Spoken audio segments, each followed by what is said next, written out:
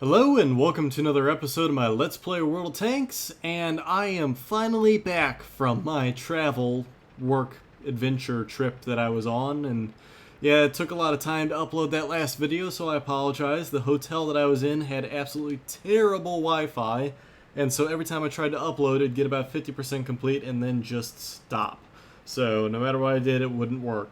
So it took a while to get it up, and now I'm back. I have quite a few little things recorded. I have some ideas of what I want to talk about. Of course, first and foremost is the 7.5 test server and 7.5 patch, which are coming out soon.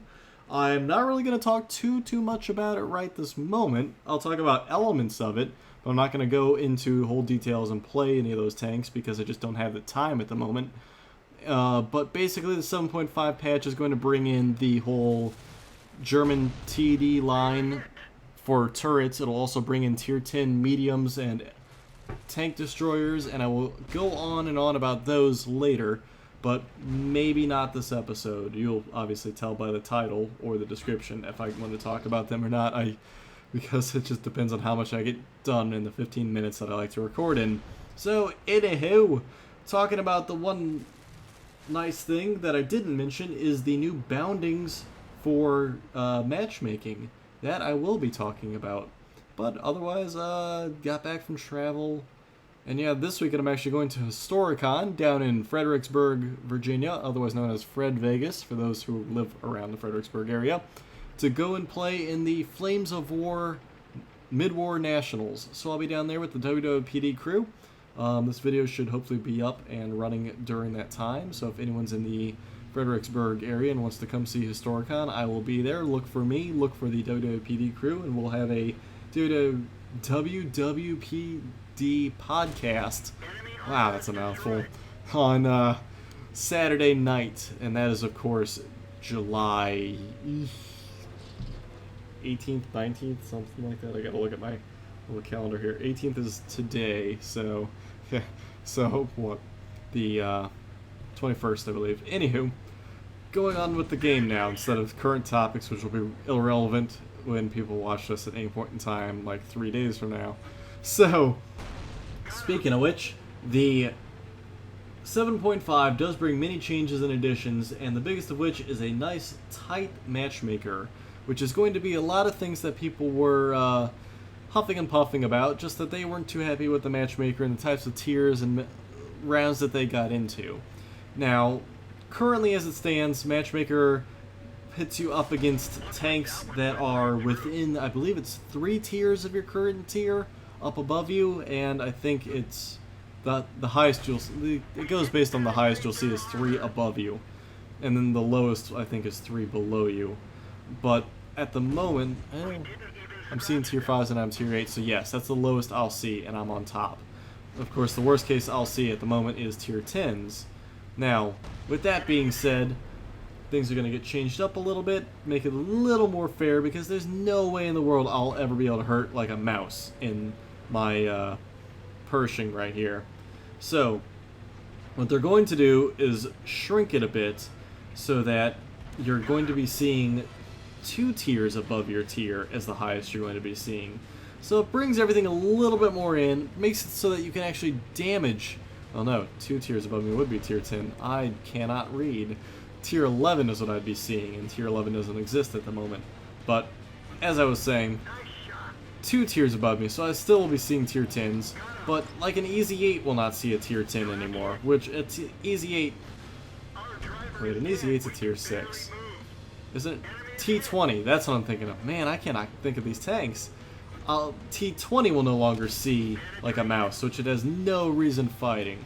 So, now it's going to be seeing just 2 tiers above it, and I believe it's also still going to be 2 or 3 tiers below it, so as you still have decent matchmaking that way. No, because of that, you'll never see 2 tiers below it unless, of course, platoons. Platoons are going to be based on the highest tank. So if let's say a M4 Sherman, which is a tier 5, platoons with a T20, you'll go off the T20's matchmaking at tier 9 being the highest it'll see. The M4 will not sandbag which it hasn't in the past, but that will not change things. So it gives a little bit better boundary that way. That way, no one's having to deal with the whole what is it called? Not having to deal with something that they really can't do damage with. But I mean, even now, if I was in the T20 and went up against the mouse, I would not target the mouse at all. It'd be pointless. I would either run around and scout, I would go and do other things, or I'd load HE and ping off little things here and there. But there's always things you can still kill for the most part. I'll get into some of the extreme examples in the next match here. That was definitely an awesome 10 kill on our team's part. So let me go swap to another match real quick. Now, on top of the... oh, where was I? I have to think, I can't remember. Okay, so on top of the whole little bit better matchmaking, now you're going to see things get really interesting for tanks that in the past were having... Well, why am I having lag issues here? There we go. So anyway, where was I? Yeah, so extreme examples were like the KV-1, the KV-2, the KV-1S, where it would see things like tier 9s, where it really couldn't do a whole heck of a lot. It didn't make sense. Now it's going to be brought down and we'll only see things in tier 8s, which, I mean, when you get into those middle tiers, like the tier 5s, the tier 6s, the tier 7s, that makes a big difference when you're seeing tier 10s and when you're seeing, you know, only tier 8s. You could definitely hurt a tier 8. Tier 10, your tier 6 is not going to do anything, or your tier 5 or 7 is going to barely do anything. So it's going to really bring it in, make it nice, and make it a little more fair, a little more easy for everybody to participate in the game. Now, I mean, I've come from the beta, where matchmaking was, I believe, 4 to 5 tier difference. And, I mean, I never really minded. I kind of just learned how to deal with it. But I can understand how a lot of new players would get a little upset by the fact that they're stuffed against tanks that they cannot deal with, and they don't have the experience that others do with which to just ignore it and move on, or just kind of accept it as part of the game. I can understand that they obviously are paying either money to play premium or just watch this. Wrong tank, one shot. But anyway, the whole they're paying good money, spending a lot of time to play in a game which they want to be able to participate in. And so the better matchmaking does make sense. I can understand it, and I can see where the complaints came from. So the exception to this rule, though, is going to be your SPGs and your light tanks. Your light tanks are going to have either 3, 4, or 5 tier difference. So a tier 5 scout is obviously going to see everything in the game, where a tier 4 is only going to see up to tier 8, but a tier 6 is going to see all the way up to tier 11. Again, that's not implemented in the game. And that, of course, is your AMX 1375 and your AMX 1390, stuff like that. They'll see up to tier 11. Now, your SPGs are going to have a 3 to 4 tier difference, so a tier 4 SPG is going to be able to see all the way up to tier 8, while a tier 3 is going to be able to only see up to tier 6. And on top of that, the tier 5 is also going to only see up to tier 9, and so on and so forth. Your tier 7 is going to see pretty much everything above and beyond it, and will always be in a tier 10 game. So your 8s and 7s will always see tier 10s and above. Now your mediums, the heavies, and TDs, their tier 10s are only going to ever see tier 10s, so they'll see whatever gets matched up against tier 10s, and they'll also ever see all the way up to tier 12. Now, with all that being said, whew, that was a mouthful. I get stuck on this little ledge here. The premium tanks are actually only going to see a 1 tier difference.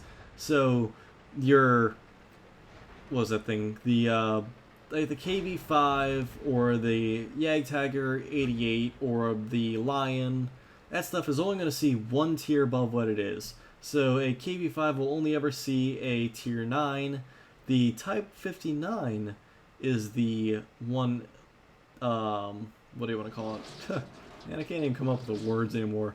The one exception to this rule where it actually will be able to see all the way up to tier 10 based on the fact that it's crazy armor, crazy speed, so on and so forth. But the majority of your tier 10 thing, or overwhelming majority, will only see 1 tier above it as opposed to seeing whatever it currently stands. I think the 8s will see tier 10s currently, and the 5s will only ever see I think, 5s and below. So let me move on to one more game here and talk just a little bit more about matchmaking, and we'll take it from there. So I know I've talked a lot about Assault map and Encounter map in a previous Let's Play. I think it was like 2 or 3 episodes ago. And I basically mentioned different ways to play. So I'm going to show you guys a rather strong attempt at an offense, but it fails. You'll see. So anyway, back to the matchmaking. So it really does make things a little tighter, make things a little more fair for everybody. Of course, it's really going to make it shine when you're get stuck on a rock. You're really going to be able to shine and show your true skill in these games, because you're no longer going to have the matchmaker to blame, because now you're going to be able to damage anything you go up against. I mean, there will be the random exceptions, like you got the AMX 40 going up against like a KV1.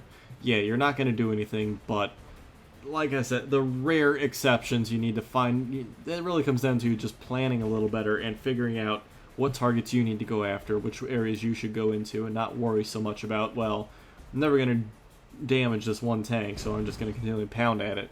Got to go and make yourself useful in other places. And of course, that's a whole tactic and episode in and of itself to elaborate on, well, here's the situation you're in, here's what you should do. So I'll leave that for another day. But overall, I think they're really doing a good thing for the community in terms of working with, I love how this little 38 NA ran right past us, and we're like, what was that? But it really helps make the community a little stronger, makes it so everyone's able to participate and have a good time. And that way, everyone really just is able to enjoy the game a little more, while they're still working on warplanes and battleships and whatnot else, and bringing in more tanks and everything else. Now, I really wanted to discuss the whole Tier 10 medium and TD thing in this game, or not in this game, in this episode, but I'm going to save it for the next one when I have more time. But suffice to say, I'm really not a fan of it. I mean, I know I haven't played the test server, and I'm not going to this time around, just because I don't have a lot of time. But I'm not really a big fan of it, and I will actually elaborate on why I'm not a big fan of it in the next episode, because I'll give it more time to breathe. I'll allow people to play the test server and everything else, and that way everyone can form an opinion, and maybe by then the stuff will actually be out. But there's a slim chance of that, because I'll probably record another episode on the back end of this one, so I can have another episode ready for while I'm at Historicon. So yeah, as you can see, everybody was defending this whole area right here, leaving me the completely free access route down here to just get in behind everybody, and no one's there to stop me, because there's a huge clumping right here, which is a mistake, because our main force is going to be viewing right here. If they pushed their main force through here, they could have broke through and at least been on our half of the board. But instead, now I've completely freed up this whole access, which they should have at least put a handful of tanks here, handful of tanks here, sent the majority through here. Now I have free reign, and I'm obviously going to hunt down their artillery, which is going to be a main detriment if I didn't. Now I see an M12, and that thing's going to get toast, because it's their fault for leaving it up there. Now, as to why it only lit on fire for just a tiny little bit of health like that, I don't know. But whatever, a little bit of extra damage. So now that I'm able to get behind their base, they're done for. There's not a lot they could do.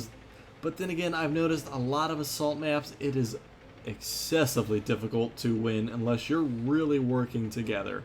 I mean, I've played several assault maps now since I've recorded that episode. I've really revised a lot of my strategies. I've really tried to work at it, and without a well-coordinated team, it is very difficult with which to be able to win an assault as the assaulter if you A, are not coordinated, or B, are not pulling the weight of the entire team. So it's sadly just the way the game type is, and it's an alright game type to change things up, but I see it far too often to really, how should I put it, to really make it a viable game solution. I named a few other game types that I think would be great if they implemented, but that's a while back, and I know they didn't. So, anyway, as we wrap this game up here, I just want to say thank you all for tuning into this episode. I hope you enjoyed my little briefing I gave on the new Matchmaker, a new way that the Matchmaker is going to end up. And I mean, it really is going to make a big difference, I think. A lot of people are going to be happy with it. I don't see it being a bad thing. Yeah, people say, oh, you're screwing up Matchmaker no matter what, blah, blah, blah. But you also got to look as they're bringing everything tighter, so now everyone should stand a chance, really, as opposed to being a little bit outclassed. Like I said, I learned how to deal with it, but I can see how new players don't like it. So, another sniper for me. I absolutely love getting sniper. I don't know why. It's just something I do. So anyway, I want you guys to follow me on Facebook and Twitter. That stuff is in the description of the page, and also just Facebook or twitter.com/darkling. I do post a lot of stuff in there, some different mentions in here and there on what I'm doing. So, yeah. I'm going to wrap it up real quick here. Just to say sorry for things not coming up as often as I wanted to. I've got a lot of travel going on with my job, and also I basically leave my computer once a month to go somewhere. I don't like to get into my personal life, but needless to say, about a week, a month, I'm out of town and really can't record. So I'm going to try and push up a lot of stuff I can and deal with it that way. So anyway, I hope to catch you all this weekend at Historicon, if you're all down in the Fredericksburg area of Virginia. And if not, then I will catch you all in the next episode, where I will talk about the Tier 10 TDs and Tier 10 mediums. Ooh, did I mention I was going to do something in this episode? Uh-oh. I really need to write this stuff down. I'm pretty sure I made a promise in the last episode that I'm not keeping in this one. So I'll actually have to go back through it and find out what that was. So again, thanks all for tuning in. I'll catch you guys in the next episode.